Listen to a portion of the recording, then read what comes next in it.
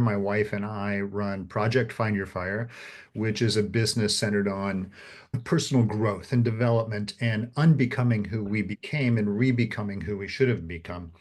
Each behavior gives us specific results. Those results create an experience for us, and that experience spits out a behavior or it spits out an emotion. And then we go to bed and we wake up with the same emotion that we went to sleep with, and we live the same day, day after day after day. It's like when you drive to work and you don't even remember the drive.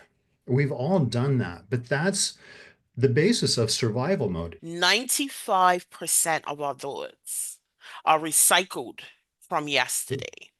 When we experience something in our past, we tie a meaning to that, and it has a specific emotion, and it doesn't have to be even trauma related.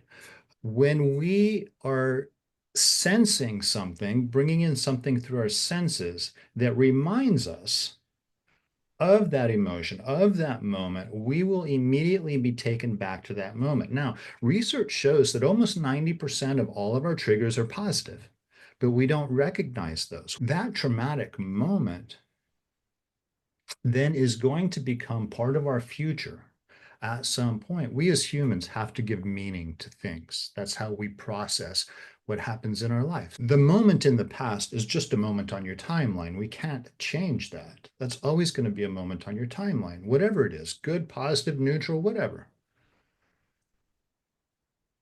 The emotion that you give it and the meaning that you give it is going to dictate what your future looks like. That's justified in that moment. But you have to understand that emotion now is going to become part of your future at some point. We can always go back. We can't change the event. That'll always be there. But we can change the meaning that we give to it. Because it is often in the narratives that we tell ourselves the stories that we attach to the experiences that we have then become our story. So, in realizing that, the identity that you've assigned to yourself through your story, through that narrative that you keep reliving and rehashing in your own mind, that catastrophic thought process, as you call it, it's absolutely true. It's when somebody lives with an emotion for so long, they become literally married to that emotion. It's ugly and it's hard, and we're wading through this swamp of sludge to try to shake it off of us and re-become who we should have become in the first place. It was slow moving, it was healthy, and I was bored. Yeah. Like, what's happening here? It doesn't feel right. I now can understand that I had spent so many years living that fight and flight response. I had gotten addicted to that. I didn't understand peace. I craved it, but when I had it, it was like, oh, this is not right. It's literally fighting what your brain deems as safe, which is why healing and reinvention and reprogramming is hard work. Our nervous system is wired to suck back into what is familiar. It's not going into what is good or what is comfortable, but what is familiar. And that's why, I equate the emotional part of it. I call it the toxic relationship syndrome. To create you have to rewire your entire nervous system. And there are times it's just going to suck. Our nervous system can only handle the same thing so long before it needs a change somehow. We go through all of these emotions, emotion, emotion, emotion, emotion, but we need a break from that. And this is where this crazy eight kind of thing comes in, where you feel hurt, vindicated, all of these different.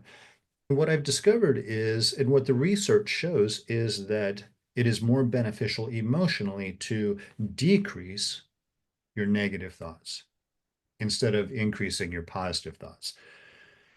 But unless you eliminate what is negative, you can't truly experience what is positive because they will always offset. We have got to eliminate that part of you before we can get to the positive side of you, our bodies, our nervous system doesn't know the difference between from what we really want from what we say. So, what I like to do with people is to try to set them up into an emotion of what it's going to feel like when they do get across the stream. When we start on this journey, when we sense ourselves starting to veer off, just nudge yourself back on. You're not failing if you veer back to who you used to be, not at all. That's actually a success because now you've recognized when you've gone back. I believe that exiting survival mode is three phases. First is awareness, self-awareness. Second is reprogramming. And then third is reinvention, right? Because you have to become someone different. And sometimes that I think that often can be the hang up because they want to remain the same, but change the thought process. And I mean, who says positivity is toxic? It can be toxic. It creates a toxic response because you are not dealing with the situation. We cannot change the things that people did to us in our past. But it's just a moment on your timeline. How we respond to that, that's on us. If I can own it, I can control it. And if I can control it, I can change it. We have so much power. That's always an interesting question. And my answer is probably different um, every day. There's a story. When I was young, maybe 14, I wasn't even in high school yet. And I began spending a lot of time probably in a place where I shouldn't have been. I was skipping school at the pool hall almost every day. And I walked in one day, and as I walked in, there was an old man who got up from the bar and he started walking towards me as I was walking back towards the tables. And when he got to me, he stopped dead in front of me and he said, "Who are you?"